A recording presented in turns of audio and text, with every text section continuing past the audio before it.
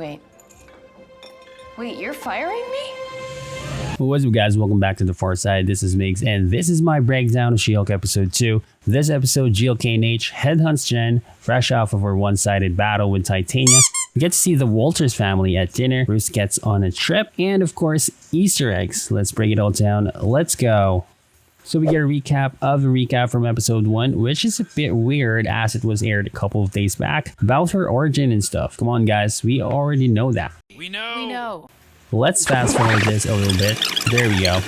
Then we start the episode with news of her fight with Titania. Titania gets front and center, being referred to as a super influencer, whatever that means. It says she's currently in custody after the courtroom brawl. We know she'll end up back in court sometime in the future. Thanks, trailers. The point is, she's already a public figure and her lawyers try to pass it off as an extreme case of low blood sugar. Jennifer starts getting public attention. She even gets her superhero name by the media.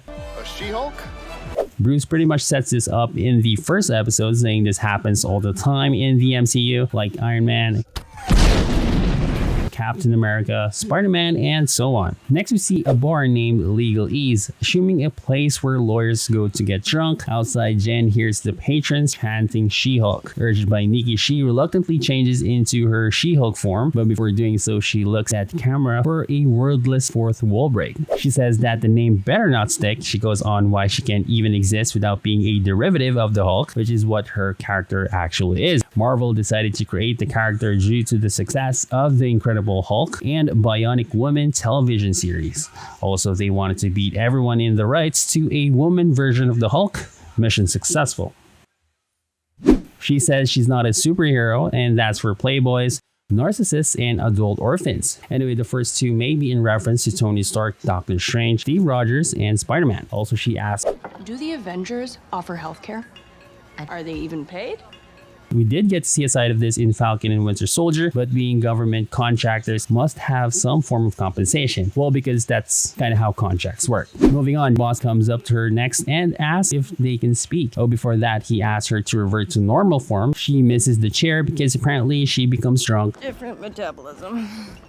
He then tells her that she's become a liability and that they lost the case because GLK&H filed for a mistrial. This leads him to tell her that he has to let her go. Same happens in the first issue of She-Hulk comics by Dan Slott. There she had to go out in the middle of a trial to save the world. They actually won the case, but later she was fired by her boss in the office. Anyway, overturning a win would be how a mistrial would actually pan out. This entire series seems to be basing heavily on this run. However, the comic book version of Jen loves her superhero life. Well, this makes you a liability for the DA's office. Wait, you're firing me?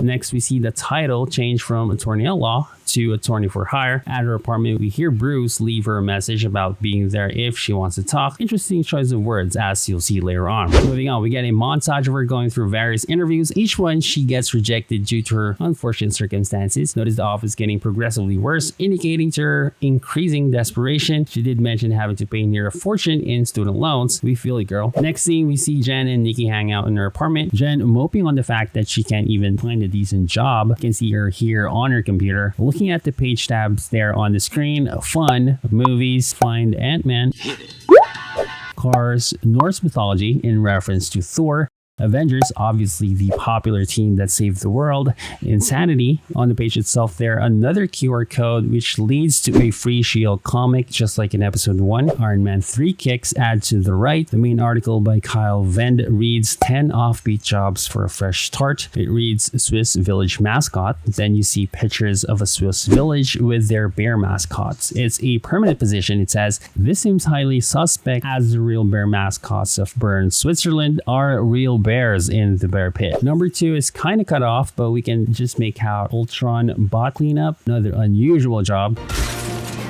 Look at the right there. A man fights with metal claws in bar brawl. Marvel seems to be planting little seeds here and there. First in Miss Marvel, then Multiverse of Madness with Professor Charles Xavier appearing as part of the Illuminati. Next, why there's a giant statue of a man sticking out of the ocean in reference to the Eternals movie where the giant celestial Tiamat gets turned to stone by the Eternals, which supposedly would have changed the Earth's entire topography, but instead everybody acts like everything's cool. Next, we see her get a text from mom about family dinner at the Walters house. On her phone, we can see Cap's as we keep getting told of her obscene obsession with Steve Rogers aka Captain America.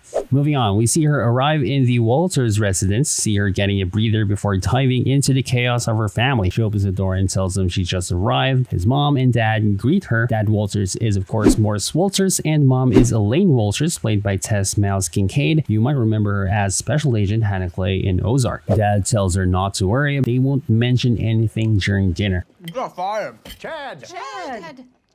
So to bring it up. Then he says, Sorry, Uncle Mo. in my episode 1 video, I thought he was Jen's brother. Anyway, his connection other than being a cousin is still open to speculation, as it was not specified in the scene. Other members of her family are Uncle Tucker, and his new partner there is Aunt Melanie, hence the quotes. The other woman here is credited as Aunt Rebecca, which is very interesting, as the only other Rebecca known related to Bruce and Jen is Rebecca Banner, Bruce's mom. But in the comics, she died actually killed by his father Brian. This actually causes him much trauma. He then withholds his emotions for the entirety of his youth and becomes withdrawn from society. So I'm kind of curious where they're going with this. Maybe Brian is still incarcerated. Maybe they're reserving this for future Banner plot lines. Chet may either be the son of Rebecca or Uncle Tucker. Dad goes on about Hawkeye's arrows. She tunes out most of the conversation, but later Dad tells her he needs help with something. In the garage, he tells her he just wanted to check up on her and if she's okay. She goes on saying thinks maybe it wasn't the right thing to do and it would have been better to let the people get smushed by the desk. Sweetheart, it's gonna be okay. But Dad says it's okay, at least she didn't destroy a city, in reference to the Hulk destroying Harlem during the events of the Incredible Hulk.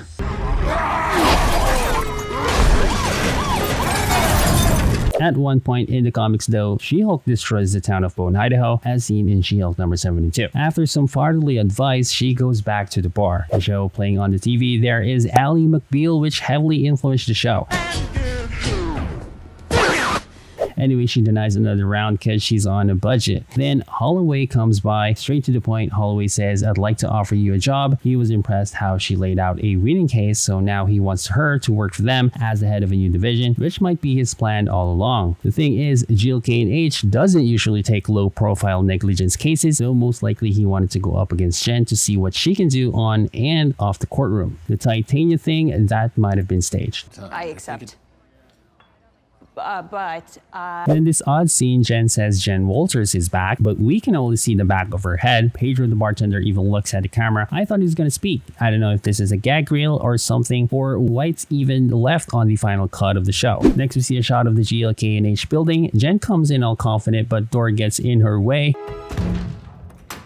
which is me every time I go inside the shop. Mr. Holliway himself greets her and says more and more superhumans are coming out of the woodwork, and GLK&H is making a division just for them. Oh, and She-Hulk will be the face of that division, which means she needs to be in She-Hulk form all the time now. People stare as they walk to her office. Now we get her fourth wall break, saying it sucks she only got the job for being a Hulk. Other people don't seem to notice her doing this. Maybe Hulk heard her because she's the Hulk and normies can't. It's unclear at this point. One of the rooms seems to have tons of comic books. This guy's a comic book nerd, I can tell. During her fourth wall monologue, you can hear Mr. Holliway say, then directly speaking at her, he asks what she thinks. Then Jen blurts out something because she's not paying attention. Agnostic. Unprecedented for sure. Once they arrive in the office, they find Nikki already there. She's super excited for Jen, selling her on the perks of her new job. Then Pug comes in and introduces himself. In the comics, Augustus Pugliese was saved by Spider-Man and is dedicated helping superheroes. Anyway, Pug is firmly within the friend something might happen zone. In one issue, he even takes a reverse love potion from a witch. Anyway, the gift basket includes snacks and a very helpful map. Thank you.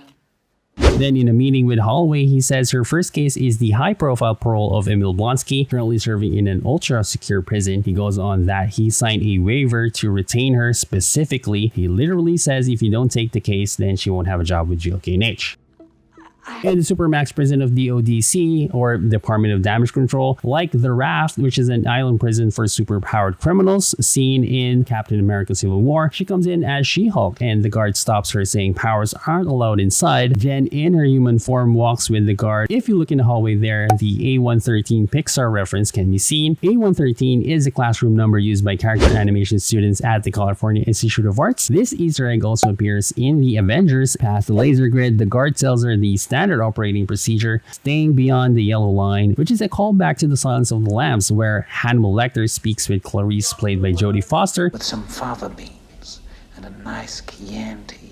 Then we see Emil Blonsky, aka Abomination, played by Tim Roth, basically playing his character from Lie to Me. He says the thing he has done is to follow the government, even the duel in Harlem, as he was under the influence of the super soldier drug. He thought he was going to be Captain America. He even says he wrote haikus for each of his victims. In other words, he has changed and wants to be paroled and live with his 7 soulmates he met through the Pen Pal program. His soulmates may be the 7 figures wearing white gowns and floral crowns we saw in the past trailers, but also may tease the conception of the Thunderbolts, an anti-hero team featured throughout Marvel Comics, which will have their own solo film by the end of Phase 5. Valentina Allegra de la Fontaine, basically like Nick Fury, recruiting possible members, starting with US Agent from Falcon and Winter Soldier and Yelena Belova from the Black Widow movie. The rest of the team might consist of Baron Zemo, Jax Duquesne or the Swordsman seen in the Hawkeye show, and Ghost seen in the Ant-Man and the Wasp movie. Hey Jen, what's up? Next scene, Jen calls Bruce, basically telling him she's going to take the job. Hulk then says that Blonsky sent him a haiku and they have since been reconciled. He literally says he was a different person back then, and Jen says haha, referencing the recast of Bruce Banner character from Edward Norton to Mark Ruffalo. He then laughs about her name but says it has a nice ring to it. Jen asks if he's coming into LA anytime soon, but then he says he got some work to do. Then the camera pans out to reveal that he was actually inside the Sicarian courier craft from episode 1, with him going to Sakaar. It seems he took parts of the lab with him used to research into the gamma radiation, and he also brought the mighty Honk, which if you remember was used as a research tool. Jen seems to be fine, so gamma research on a new subject maybe. This scene also teases a World War Hulk storyline down the road. The fan base definitely wants to see this and Savage Hulk back in action. However, an interesting thing to note is that the Green Scar persona is actually a different persona of the Hulk, separate from the OG Savage Hulk, which will be way more powerful. In true MCU fashion, we'll probably end up with an amalgamation of these story arcs. Hopefully we get more in the series, but it's kind of doubtful. Anyway, Jen calls up Mr. Holloway that he will accept, and she has 100% bulletproof winning strategy. Nothing can go wrong, well, until she sees the news. Apparently, footage leaked of Abomination's fight with Wong in the Shang-Chi movie, and we end the episode with Jen Walters saying, That sucks.